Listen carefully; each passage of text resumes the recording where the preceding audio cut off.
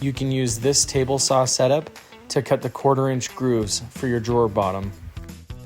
You can use this test piece to make sure that the drawer bottom fits inside. This table saw has what's called a sled. Follow the directions written to cut your sides, front, and back. We'll put our piece up against the 2 fences and click the handle in place. Your short side piece should have the groove up, and your back and front should have the groove down.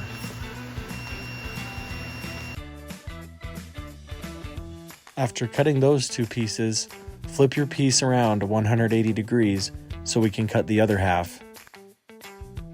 Don't forget to turn off the table saw when you're done. Now we can dry fit our drawers. If needed, sand off the extra chud from the drawer bottoms. You'll want to use your worse or bad piece for the back of the drawer. Let's see if all these grooves line up.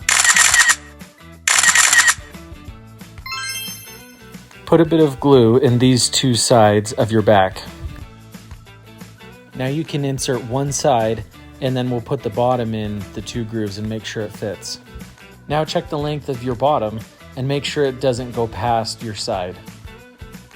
Now you're good to put glue in the other 2 slots of your front. Set your top on, and now you should have a drawer. You can use these quick grips to help close those gaps.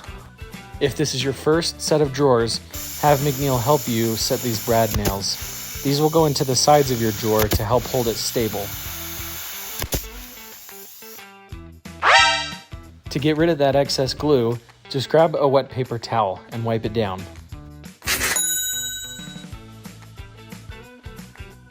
Our false front will stay detached until our box is built. Boom, there you have it, a full drawer.